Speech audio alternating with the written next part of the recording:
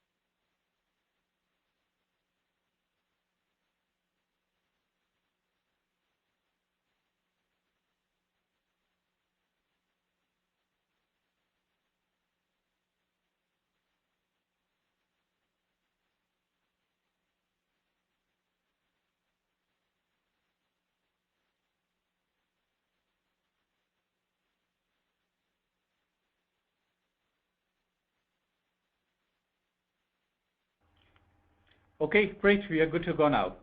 Hello, good afternoon again. My name is Senthil Kumar, and thanks for taking out your time today and joining us for yet another SharePoint webinar series, Getting Ready for SharePoint 2016 webinar. We will be discussing about 2016 preview, migration paths, major improvements, and so on. Just to recollect, we had our earlier webinar in September on migrating your internet to cloud, and I already see some attendees from the first webinar who are part of this webinar as well. That's good to know. Thanks, guys. Okay, we have about 60 minutes to cover this webinar. We will make a presentation in about 45 minutes, and there will be a demo as well. And the rest of the minutes, will be the time to discuss any questions if you have. As a general information, the webinar will be recorded and emailed to all the attendees. Attendees will be muted throughout the webinar. You can use the question box in the control panel to ask any questions. We'll make sure your questions get answered at the end. We'll consolidate all questions and answer them at the end. You can send an email at the email ID displayed if you have any issues with joining the webinar, or you may have any questions before or after the webinar. Okay, before we move into the webinar, a quick intro about Trigen, who we are. We are a Microsoft IT Services Gold Certificate partner, headquartered in Boston, Massachusetts, having other offices across the globe. In business for the last 20 years, a successful business years, generating about 30 million in global revenue, working with a variety of platforms like SharePoint, Office 365, Windows Azure, mobile, Yammer, so on. Worked with 100+ clients, executed 120 projects, have about 80 deployments, have experienced close to 200K man-hours of work. With respect to SharePoint, we have a strong pool of 100+ certified SharePoint consultants who work on a variety of SharePoint projects. That's a quick intro. And here are our co-presenters for the day. I'll let them introduce themselves. Hello, my name is Ravish, and it is a pleasure to be presenting at this webinar on SharePoint 2016. I work as a SharePoint architect, and basically I have been working on SharePoint since its very existence. So that's all about me. I'll hand it over to Chela. Hi, good afternoon, everyone. Welcome to have you all. I'm Chela Palaniappan. I work with the technology team such as Ravish and others at Trigen to provide compelling solutions to our clients across both Microsoft and other non-Microsoft platforms. I love to run, cook, and do photography when I'm not working. So next, we'll get long. As Senthil said, if there are any questions, go ahead and type them along as we're talking, and we will have some time at the end to answer those questions. And let's look at the agenda for the meeting today. So agenda today, we'll start with introducing SharePoint 2016. We will review the history of SharePoint, a roadmap, and the release timeline. We will look at the significant features of SharePoint 2016 as it relates to users, IT professionals, and developers. We will see some of the benefits of SharePoint 2016 under these categories that are platform management, reliability, performance and scalability, analytics, and cloud experience. We will have a short demo of 2016, and finally we'll wrap it up with key takeaways from this presentation. Let's look at the evolution of the SharePoint as a platform from a decade ago. If you look at SharePoint, primarily started as a document management system when it started. Then features such as sites, portals, search, BI, and enterprise content management was added. A common management layer was added to provide control and ease of operational tasks. SharePoint also then became a platform on which solutions can be built, providing the extensibility. These three core elements, such as that is experiences, extensibility, and management, was followed in other newer products such as Lync, Exchange, and also Office 365 over the several years. SharePoint 2016 is designed as the most secure, scalable, and reliable update so far. Let's look at the release history and roadmap for SharePoint, how it has been over the years. So if you look back at SharePoint's portal server 2001 and 2003, they focused mostly on intranet and collaboration, and portals as the name implied. Even during those days, Microsoft provided SharePoint technology as a managed services. Starting with March 2007, the focus shifted more towards enterprise features, such as e-discovery, document sets, record centers, so on. These versions of the products were also provided via Microsoft Online Services. For SharePoint 2013, the focus was cloud and enterprise social. The on-premise version of 2013 defined the start of Office 365, the cloud offering from Microsoft. Turning that on its head, the cloud version has now become the definition for SharePoint 2016, which is the Office 365 paved the foundation for SharePoint 2016. Let's look at the SharePoint 2016's vision and the value as it is provided so far. SharePoint 2016 will be focused on delivering value to on-premise customers through the cloud innovation and hybrid deployments. The 2016 will provide improved mobile access to content, people, and applications, along with touch-based experiences across devices and screen sizes. It will make file storage and document collaboration more people-centric. It will enable improved user experience and capabilities derived from innovations in the Office 365. For example, users will be able to quickly discover contextually relevant information and data that is stored across both on-premises and cloud environments powered by Office Graph and Delve. These products are mainly available on the cloud version so far. SharePoint 2016 is the first on-premise server release that brings in all Microsoft's experience running SharePoint at a scale on the cloud in Office 365. SharePoint 2016 will provide a broad array of features and capabilities designed to ensure sensitive information remains protected with investments in data loss prevention, data encryption, and compliance tools that span both on-premises and Office 365 while providing a balance between self-service and content usage that adheres to your corporate policies. Let's look at release timeline. So when is it going to be available, right? So currently, SharePoint 2016 is available in beta for many of our partners and others. The release candidate is expected early 2016, and the general release is expected to be available in spring of 2016. Before we move on, one last relook at the convergence. The SharePoint 2016 is truly built from SharePoint Online and Office 365 version of the product. Many of the Office 365 features that have made way into SharePoint 2016 to deliver the same value to the on-premise customers. Now I'll turn it over to Ravish to take a deep dive into the features and benefits, and lastly followed by a demo. Thanks, Chala. So we'll start with the benefits and features based on the roles. So first of all, we'll talk about with end user perspective. From end user perspective, SharePoint 2016 will provide improved mobile access to the content, people, and applications, and along with the touch-based experience across devices and screen sizes, what Chala has already talked about in the previous slide. And it will enable improved user experience and capabilities derived from the innovation in Office 365. And there'll be a support for open document format documents. There'll be also support for file name length and other character restrictions that will be removed. New user profile page will be introduced, which will include the content from Delve and Office Graph API using Office Graph API. Updated blogging experience, including drag and drop features for adding images to the posts.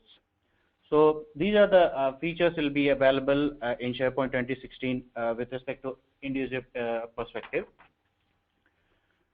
Let's talk about from an IT professional's perspective, and first we'll talk about the patching or updating the SharePoint server. So from an IT professional perspective, patching is entirely different in SharePoint 2016 as opposed to SharePoint 2013. In the past, in SharePoint, an update was actually defined by the number of QFAs, and those were represented in terms of different MSI and MSPs, that is nothing but the Microsoft installers and Microsoft packages. For general SharePoint update in SharePoint 2013, by default, you can expect about 37 MSI and MSPs as part of an update. And then in addition to that, about 18 more on each individual language pack installed on each server.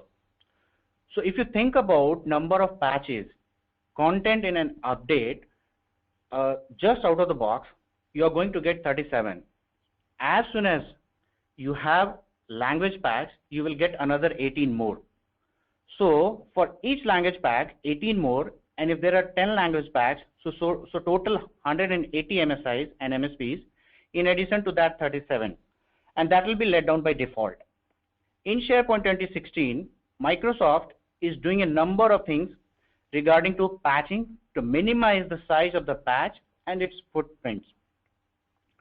By reducing the number of MSI and MSP down to 2 MSIs and MSPs per patch, in addition to 1 per language pack.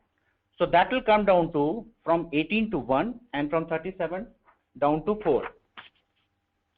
So what does that mean from an IT professional perspective?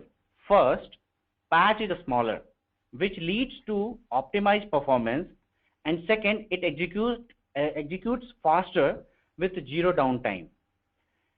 In Office 365, Microsoft is able to maintain 3.9 SLAs, and in SharePoint 2016 on-premises release, they are going to leverage the same design what they follow for Office 365 or SharePoint Online.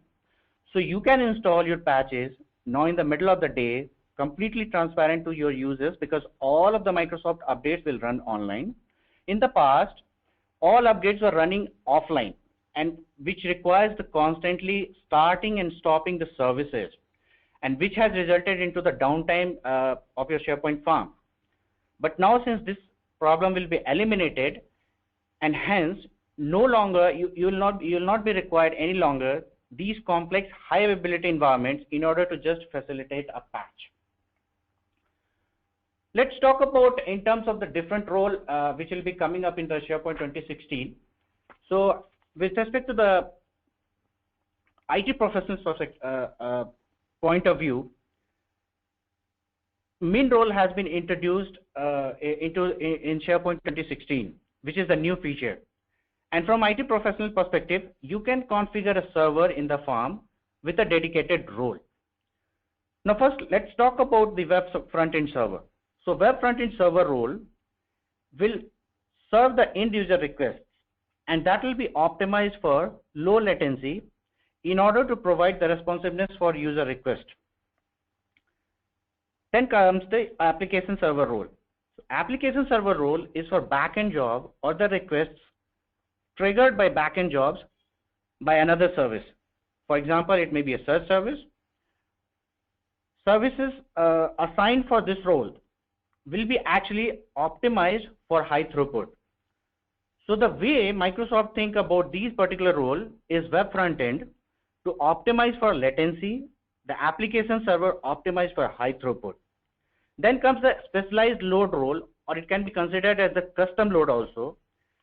In that, if you want to isolate a server from other services, like for custom third-party applications or custom service applications which you have written for a farm. And then comes the distributed cache role. So those are effectively load balancing end user requests for those various services that actually require cache. For example, social feeds, login, token, cache, modified time, cache. So through these levels of optimization, a SharePoint farm can actually respond quickly to end user requests because SharePoint is intelligent enough to understand how to actually manage the requests end to end. As opposed to in the past, we used to traverse to topology to process the request in case of SharePoint 2013. Let's talk about with respect to the developers, what is there for developers as far as SharePoint 2016 is concerned. So from developer perspective, SharePoint 2016 will provide the extensibility of app launcher. Also, APIs which were available in SharePoint Online will be available in SharePoint 2016 on-premises release to actually extend and customize the SharePoint 2016 server. Solution packages built can be used in both SharePoint 2016 on-premises version and SharePoint Online version. However, Microsoft is going to end the support of SharePoint Designer for SharePoint 2016. That means developers will no longer be able to use SharePoint Designer in SharePoint 2016 as far as SharePoint Designer 2016 is concerned. However, support for SharePoint Designer 2013 will still be there. But as we know, all these are liable to change since SharePoint is in its beta version, and SharePoint Designer is an integral part of the tool for the development, so it may change also. Let's talk about SharePoint 2016 highlights. So we'll talk highlights in terms of major benefits which has come with respect to management of platform, reliability, performance, scalability, analytics that includes the insights and data, and then the cloud experience. So first we will take into the consideration that is the management of platform. So let's talk about if you have to manage the SharePoint platform. So hardware requirements. From hardware requirements perspective, it remains 64-bit application, and Microsoft recommends anywhere between 16 to 24 GB of memory for single server installation, or for farm installation anywhere between from 20 to 16 GB. From a processing perspective, compute doesn't necessarily have changed as opposed to what you have seen with SharePoint 2013. So this is almost same. And single quad-core processors should be enough to facilitate you need with SharePoint 2016. On the database side, Microsoft will support 64-bit edition of SQL Server 2014 along with Service Pack 1, or 64-bit edition of SQL Server version next. We have talked about the hardware requirements. Let's talk about, with respect to software requirements, what SharePoint 2016 will contain, and there are some changes into that. So from a prerequisite perspective, Microsoft has made number of different changes. Microsoft will support Windows Server 2012 R2 and Windows Server 10 with SharePoint 2016. It will require the Windows Management Framework 3.0, which provides support for PowerShell 3.0. It will require .NET Framework 4.5.2 if you are installing on Windows Server 2012 R2. And if you are running on Windows Server 10, it will require .NET Framework 4.5.6. Microsoft will also continue to support Windows Server App Fabric, which provides in-memory distributed caching for a number of different features, such as caching for social feeds, caching for login token, or last modified time cache. So App Fabric remains the component of SharePoint 2016. Why I'm talking about App Fabric is because back in April this year, Windows Server team announced end of support for App Fabric as of next year. So Microsoft will continue to support with SharePoint 2016. Microsoft do have some new data loss prevention features and information protection controls building into SharePoint 2016. Some of them will be offered through hybrid experience. Hence, it will also require the information protection and control client.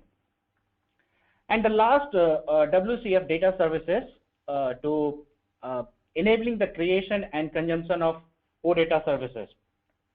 That's particularly important when you think about data connectivity scenario by virtue of BCS or new app scenario that requires identity.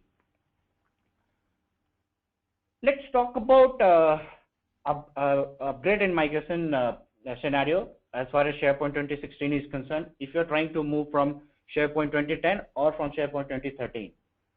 So upgrade and migration, so this is an important aspect when a new version of SharePoint is released from Microsoft as far as SharePoint is concerned. From an upgrade perspective, you have ways to upgrade to SharePoint 2016. One is migration to SharePoint 2016 and one is upgrade to 2016. From upgrade perspective, Microsoft will support upgrade from 2013 to 2016. Microsoft also spent some time looking what they call it as N-2 upgrade, which is nothing but an attempt to allow SharePoint customers or users to upgrade directly from SharePoint 2010 to SharePoint 2016. And after Microsoft evaluated that scenario, they felt that the best would be to require SharePoint 2013 as the stepping point for SharePoint 2016. That was due to some substantial changes between the architecture of SharePoint 2010 and architecture of SharePoint 2016. You can think of SharePoint 2013 as the genesis block for future versions of SharePoint. Much like Windows has universal kernel that defines its release, SharePoint 2013, you can consider it as almost the kernel for the future versions of SharePoint. So from an architectural perspective, there is parity between these releases, between SharePoint 2013 and SharePoint 2016. Microsoft has not changed the service application architecture to any extent. So you still have the same shared service architecture you can expect and you have seen in SharePoint 2013. But with respect to SharePoint 2010, it has changed dramatically. So when you are upgrading to SharePoint 2016, any 14.5 mode site collection need to be brought forward to 15 mode. And if you are running the backward compatible site collection in SharePoint 2013, effectively running them in SharePoint 2010 mode, what you have to do is you have to bring those site collection forward to SharePoint 2013 mode before you can upgrade them to SharePoint 2016. Other than that, it's database attach and detach process, which was the traditional way to upgrade and migrate content, will be supported. From the authentication perspective or on identity perspective, Microsoft has made a few minor changes as well. Now SAML authentication becomes the first class citizen in SharePoint 2016. In SharePoint 2013, Microsoft offered multiple authentication providers like Windows, claims, forms-based authentication, SAML claims, WS-Fed. The reason why my SharePoint 2013 had all these providers because of all about backward compatibility, and SharePoint 2016 will be normalized on OAuth and SAML with WS-Fed. So you can think about SAML authentication as the first class citizen for authentication in SharePoint 2016. Microsoft chose SAML authentication as the default first class citizen for SharePoint 2016 because authentication provider, which is that is the SAML authentication, is claims ready, or you can say it's cloud ready. SAML claims based suits the insertion because it enables you to make the cloud more transparent, particularly from an app development perspective and migration perspective. Now question comes, what about Windows identity over SAML claims? A lot of people ask to Microsoft about Windows authentication, since Microsoft is making SAML authentication as the default authentication. But Windows authentication with SAML claims will remain supported as well. So Microsoft is not making any change to Windows identity over SAML claims. So although SharePoint looking forward to SAML claims perspective, Microsoft is going to support some of the older identity. The main idea is to move away from domain-based authentication to cloud-based authentication. So you can think about concept and technologies which is like OAuth or OpenID, which is leading us forward. There will be apps that rely on Windows identity, and SharePoint will still receive, retrieve the Windows identity from SAML for those federated users.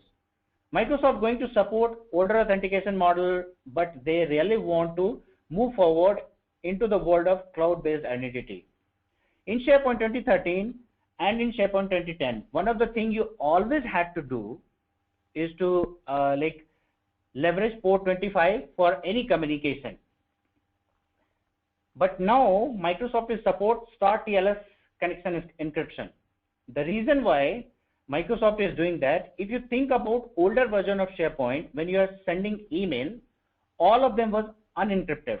And now with SharePoint 2016, now you can run on non-default ports as well, which supports encrypted communication between SharePoint and your messaging services.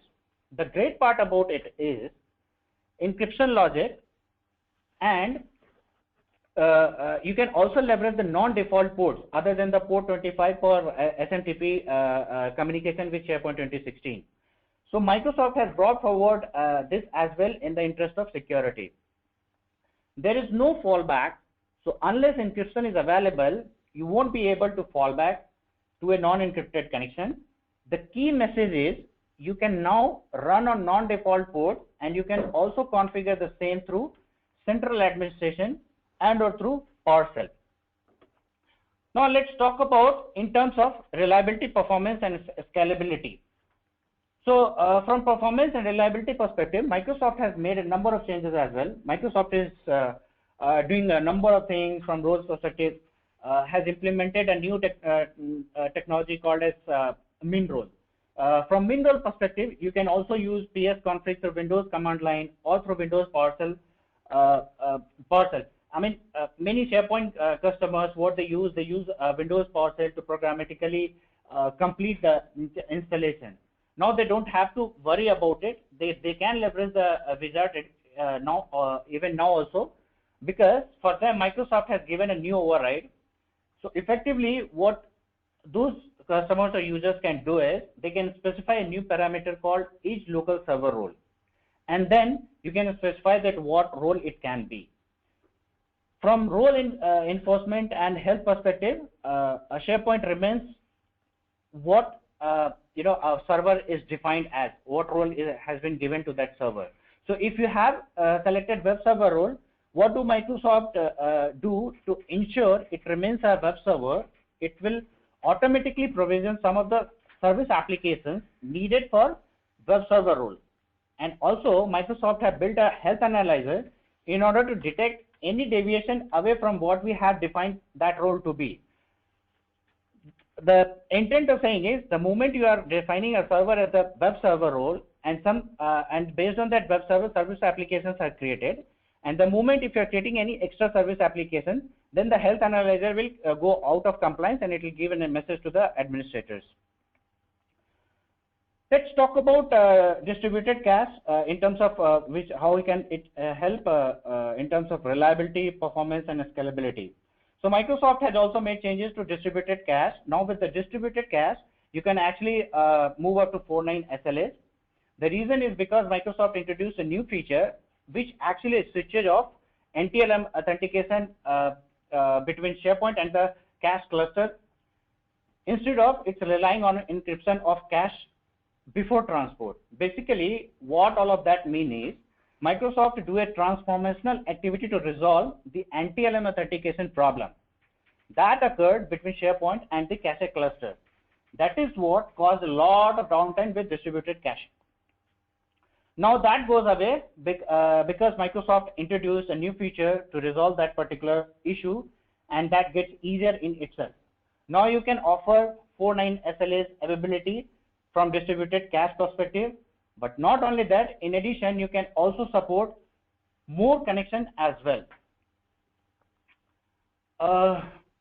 From upload and download perspective, a new protocol bits has been introduced. In SharePoint 2010, Microsoft introduced a protocol known as Cobalt protocol. The Cobalt protocol is a code name for Microsoft File Synchronization SOAP over HTTP or FSS HTTP. The particular protocol was designed to mitigate latency between a client and a web server. So when a user uploads a document, it will implement the Cobalt protocol. User would request the document from SharePoint. SharePoint would subsequently go to the SQL server to retrieve the document. The document then be presented to end user by virtue of the client or the browser. In SharePoint 2013, Microsoft further evolved the synchronization by introducing threaded storage. Threaded storage then take data from the front end to the back end and mitigated that performance challenge with which was there with the SharePoint 2013. In SharePoint 2016, Microsoft is moving away from file synchronization from SOAP over HTTP and taking a dependency on more proprietary protocol for upload and download chunking to improve the performance by leveraging this bits. Bits is nothing but the background intelligent transfer service. Now that's going to be new methodology that Microsoft will use to accommodate file upload and download chunking perspective. Microsoft also introduced the fast site creation. You think about the way a site is created today. When you create a site collection for your customers or for your users, many organizations like to programmatically provision those particular site collections either through PowerShell or through a custom interface provided, because an end user generally are not enabled to access central admin or self-service site creation. One of the challenges in SharePoint is site creation is a heavy operation. The reason is because every time when we create a site, there are a number of different things we have to do. One, we have to work through all of the provisioning logic, then all of the features activation, and then that will result into the site collection. Office 365 site collection is fairly rapid and small operation. The reason is what Microsoft does is during a site collection creation, Microsoft copies site collection using site collection copy method at the content database level. So what does that mean? You can think of a base site collection such as the team site template being a template itself within the database. And when a user requests a site for provisioning Microsoft, what Microsoft simply does is it implements a copy command at the database level to move to that template over. So effectively, just adding a new row to the database, bypassing all of the feature activation, because the master copy has all of the implemented already. So that means we have a master copy as a site collection that becomes the foundation for any subsequent site collection creation. So none of the feature activation process occurs as part of the site collection creation process. So you can very rapidly enable fast site creation, and same design will be implemented into the SharePoint 2016. So let's understand min role provisioning with respect to a demo. since in our environment we have already installed SharePoint 2016, so we'll be doing the demonstration with the help of screenshots. This is the product and configuration wizard which you run after installation of SharePoint server, and this is the first screen it comes, wherein it will ask you to it will give you the welcome screen, and you need to click on the next. The moment you click on the next, it will ask you to connect to a server farm. Either you can create a new server farm or you can connect to an existing server farm. Then you click on next button. It will ask you to connect to the backend database server. You need to give the database server name. Then you need to give the user ID and password, which will connect to the backend database. Then you need to provide a passphrase, which will actually add the server to the farm. And then actually it comes the main role screen. This is the new feature which has been introduced in SharePoint 2016. The role of SharePoint was actually defined in the server farm in earlier version by starting and stopping services, or by provisioning service application on a particular server. And if you look at the technique documentation, Microsoft effectively had about 4 different possible roles which SharePoint 2013 can facilitate. And in those 4 roles themselves, we had different requirements with respect to performance. So from the roles perspective, in SharePoint 2013, we have distributed cache role, request management role, and then we had the web server role, and then at last we had the batch processing role. All those roles were just from the guidance perspective, and there were nothing as such like from a code perspective or from an end user perspective wherein you can go and select it. But what Microsoft did here is, as opposed to SharePoint 2013, they actually defined these roles not through the documentation, but through the code in the user interface. So now the way Microsoft has done that, they defined effectively 3 discrete roles for SharePoint 2016. One is the user role, and which actually captures the user actions maintained by that role. Then the second role is the robot services role, which effectively process any request not initiated by end user.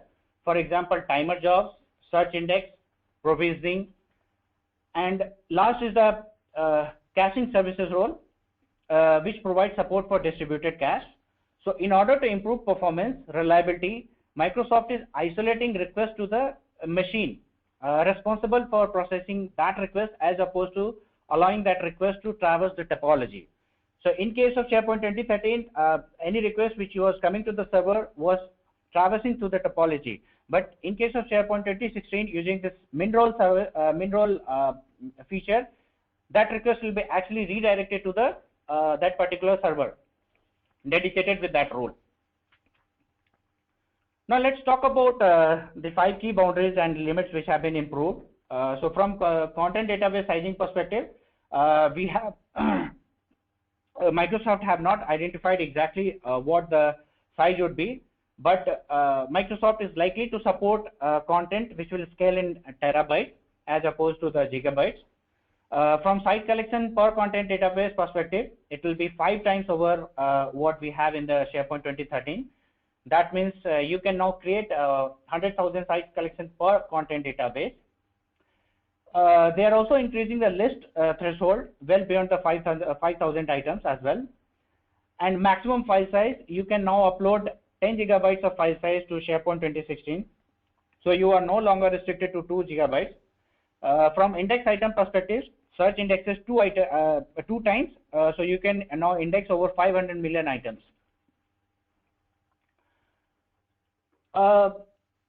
Again, from reliability, performance, and scalability purpose, let's talk about how user profile is different in SharePoint 2016. So from a user profile perspective, Microsoft is no longer baking user profile service into SharePoint.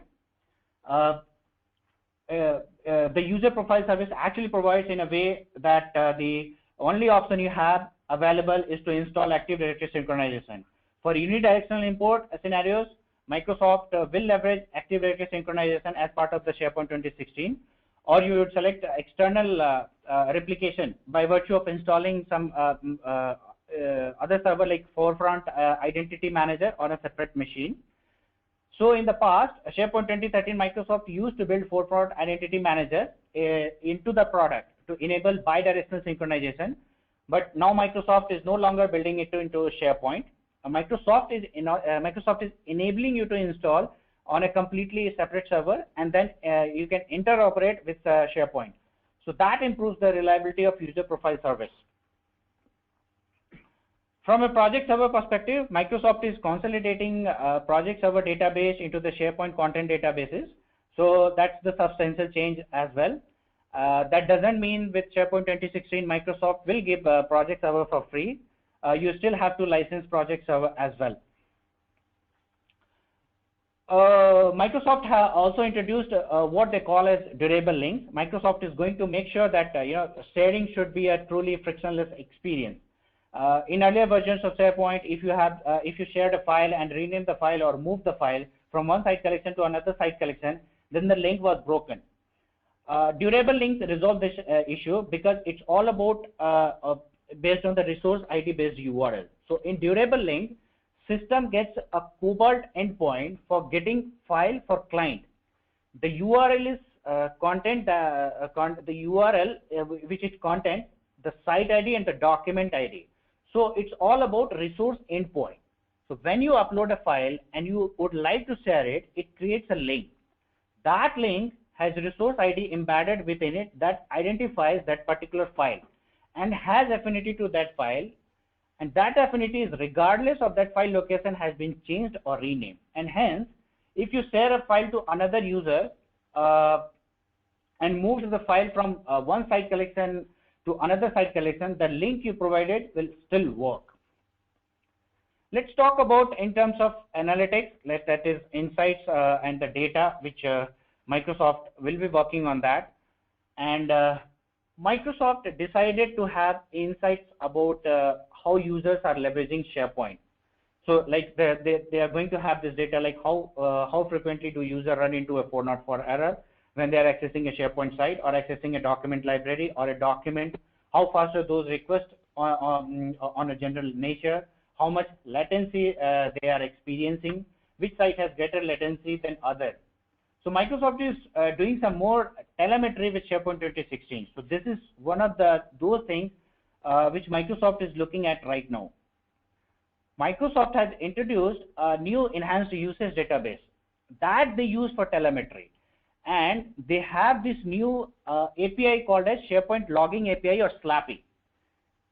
They use SLAPI for to figure out how users are using SharePoint, so they can better provide a better user responsiveness in an environment and the better feature as well. So with the SLAPI, Microsoft will be able to create dashboards and will be able to provide data based on the daily usage, weekly usage by operating system, and also by the browsers. Now let's talk about some of the cloud experiences which Microsoft is going to introduce. So from a compliance perspective, first of all, we'll talk about the classification ID. So Microsoft is doing a number of different things in order to with respect to the compliance. To give you an example, in many cases, many compliance tools, when you try to discover something like a credit card number, it's a simple regular expression. It's a discovering in the format of four digit and then a dash and then again 4 digit and then a dash and then again 4 digit and then again dash and 4 digit. That's a total 16 digit. Classification ID is nothing but an easy way to think about complex query based on one complex predicate. So from a classification ID perspective, we have called as credit card classification ID. And again, it's a complex predicate in that Microsoft look for corroborative evidence as well. So you are looking for actually 4 digit dash, 4 digit dash, 4 digit dash. But in addition to that, Microsoft look for something that corroborating that fact that it may be a credit card number. So they look for something like expression ID. You can think of that it's adding more information to a particular query with e-discovery perspective. There will be about 51 out of the box classification IDs into the SharePoint 2016. Inside Office 365, you are able to do a number of things like documentation, fingerprinting, item level encryption, So Microsoft thought, why not bring those capabilities back to their on-premises release through hybrid connectivity. Now, hybrid system enables you to leverage this. That includes on-premises contents and online contents. Let's talk about search. So in SharePoint 2016, search will be available in hybrid format also, or on-premises form also. So in hybrid format, cloud search service application will be shipped inside of SharePoint 2016, which enables you to leverage the power of Office Graph with your on-premises content. So the way this particular scenario works, there will be a service application that will be built natively in SharePoint 2016 that unifies your search index in the cloud and then enables you to search across, retrieving the data blended with on-premises and online content. In addition to that, it brings the power of Delve and the Office Graph. Office Graph is actually a platform, or you can say that it's a framework that provides the data based on user identity and user activity. It's not something that a user will access in itself. It's a big data set and a framework to help make sure that data available to other applications. Delve is one such application. Indeed, it was first application to be built on Office Graph platform. In other cloud experiences, one of the other changes you can notice is open document format in SharePoint 2016. So you can create new files in document library and save them as open document format by creating an ODF as the template. So you can edit the document of any program of your choice. So that's the new to SharePoint 2016. You can subscribe to cloud capabilities like Azure Active Directory, RMS, to leverage per item encryption for SharePoint environment, on-premises as well as SharePoint Online. And this is some of the Microsoft capabilities in cloud maintaining your content on premises. SharePoint app model will be available in hybrid setup with SharePoint 2016. So let's have some demo with SharePoint 2016.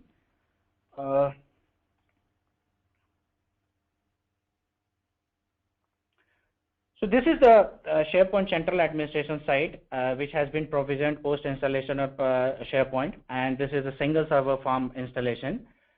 First of all, we see the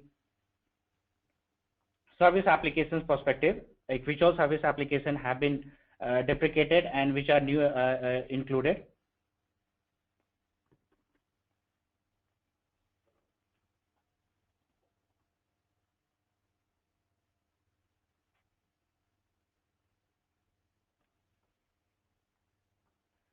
It's opening the service application page. Yeah. We can see here, if I'll click on this new, so you can see the Excel services is now deprecated. The Excel services service application is no more available, but project server service application is there. So we have already discussed about in this slide that the project server is included in SharePoint 2016 on-premises release. Then you can see this is an app launcher, which is similar to the SharePoint Online, which has come into the SharePoint 2016 on-premises release.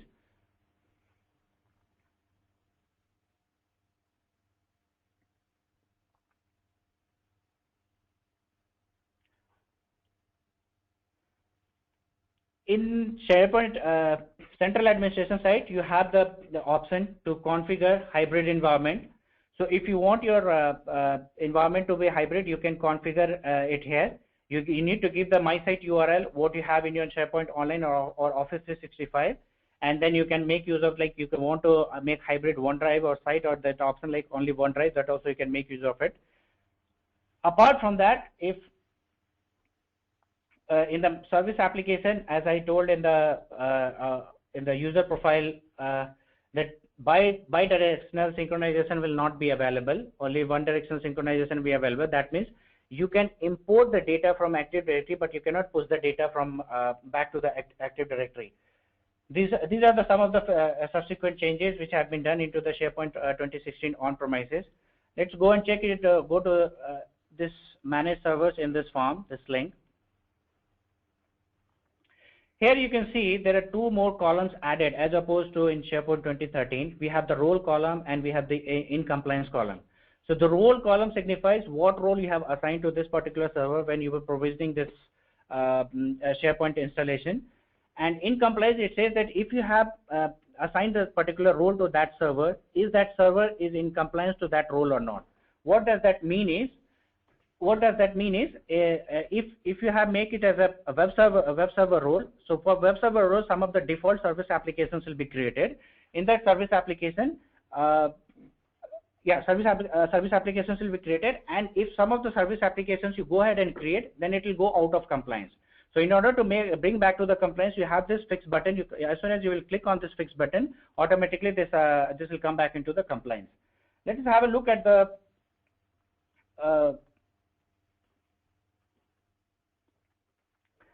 some of the new site collection templates have been created. Have been added into this. So I will just show which all new templates have been added.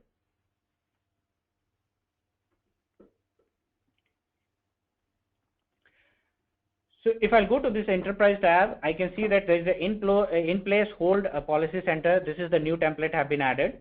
And then we have compliance policy center. This is the new one added.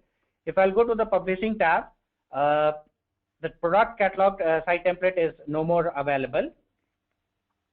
These are the changes with respect to the site collection templates. Let's go and check the SharePoint team site. So this is the SharePoint team site, and in this you can see that we have the app launcher same as the SharePoint Online. If I'll go to a document library, you can see that it has the control panel over here, which is same as the SharePoint Online. And these are some of the features which have been brought forward in SharePoint 2016 on-premises release. So that's all from the demo side, and we'll talk about the key takeaways. So SharePoint Server 2016 can be considered as a comprehensive solution for connected information working platform, and it will be useful and very helpful the way people work. It will optimize the way people work. It will also preserve the structured process, compliance what you define for environment, and it is easily integrated manageable platform. So that's all from my side. Thank you. Okay, that was wonderful. So this is what we wanted to go through today. We have close to say about 9 minutes left, and so it's time for questions. As Ravish was talking, we had some questions from different attendees. We'll go them one by one.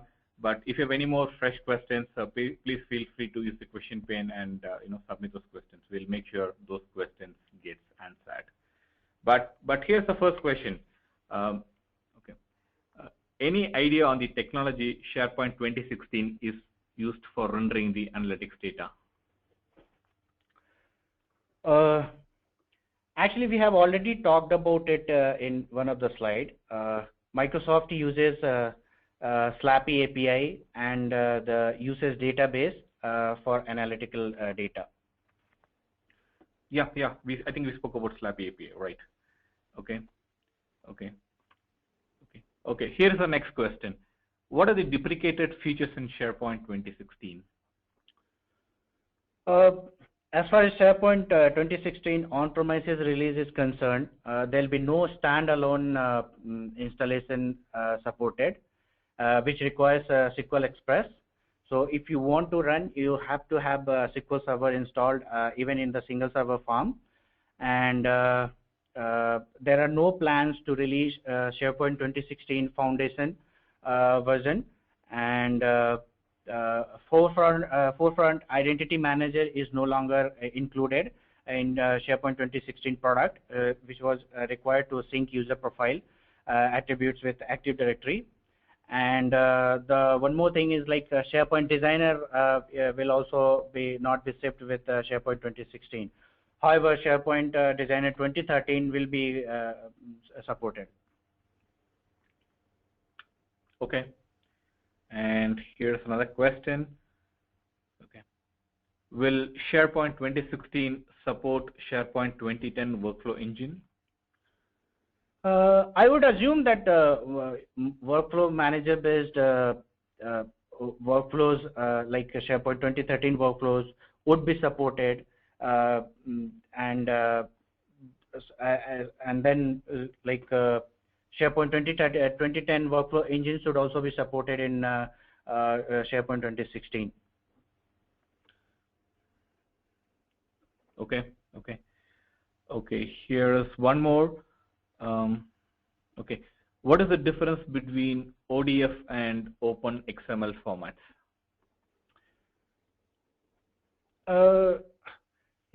Convincing customer they have the better technology is the weapon of choice when it comes to winning business battles in high tech. So that's the first thing we'll have to make it clear. So at the highest level, like ODF, that is nothing but the open document format, which comes from the IBM, versus Open XML, which is from the Microsoft, and each of which views itself as threatened by the other.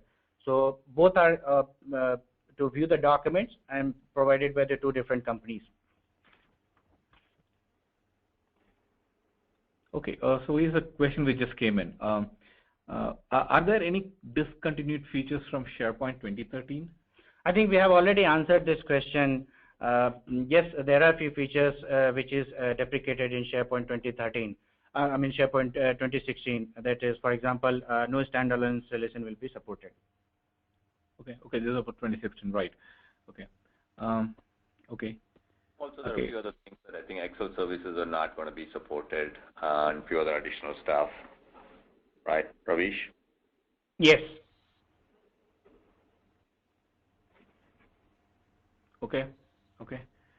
And yeah, we have one more, right? So this is a SharePoint experience. Okay, we have a lot of customization in SharePoint 2013. Would it be a seamless upgrade to SharePoint 2016? From upgrade perspective, upgrade has never been a problem, even if you have done a lot of customization. The only point should be taken care of that you follow the Microsoft recommended approach to upgrade, and you will be fine with your application, or you will be fine with your farm. Okay, we got two more. Okay. We are considering implementing an internet solution using SharePoint 2013. Would it be better to wait for the SharePoint 2016 version release instead? Yeah, why not? I mean, you can leverage a hybrid environment and features from cloud, which will be included in SharePoint 2016 release, and some of the new cool features will be available that also you can leverage and make use of in your application. So the key is also the timeline. The timeline as of now, Microsoft hasn't given a definite date, but it is expected in spring of 2016, which is almost about 5 months away. So considering that, it all depends whether your business could wait for another 5 months to even to get the product installed and then get going and have a product ready. Or alternatively, you could build this on 2013 and migrate to 2016 when it becomes available. Yeah, that's true. Okay, here's another one. Is PPS supported in SharePoint 2016, and what are the various ways BI can be implemented in SharePoint 2016? If I'm not wrong, PPS is Performance Point Service, and yes, Performance Point service will be supported in SharePoint 2016. And as far as implementation is concerned, it will remain same as what we have in SharePoint 2013. So there'll be no change at all. Okay. Yeah, and I think there's one more. I think this is with respect to licensing. Um, how will licensing work with Office 365, even if users just want to use the SharePoint 2016 on-premise features? Separate licensing will be required for both Office 365 and SharePoint 2016 on-premises version. So if you do not want a hybrid environment and if you don't need to, then in that case you don't need to procure Office 365 license. You just need SharePoint 2016 server license. But if you want to use hybrid environment, that in that case you'll have to procure the licenses separately, both for Office 365 and SharePoint Server 2016.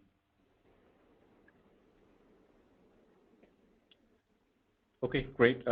So I don't see any further questions, but I think we should just break up for a few seconds, just to check if there are any more fresh questions which are coming in. We can just wait for another 30 seconds or something like that, before we break up finally for any new questions.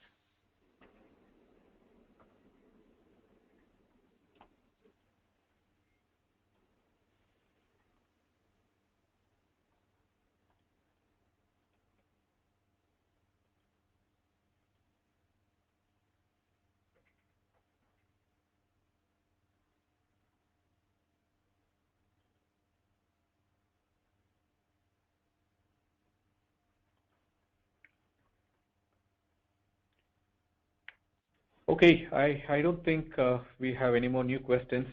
But even if you have some, after this webinar, you can reach out to us at the email ID mentioned in the presentation. We are also actually out of time. So thank you very much for joining us today. Thanks for your questions. Again, please don't hesitate to reach out to us if you have further questions. We are happy to go into much more detail if that would be helpful. So thank you very much again. You have a wonderful day. Bye-bye. Thanks, everyone. Thank you.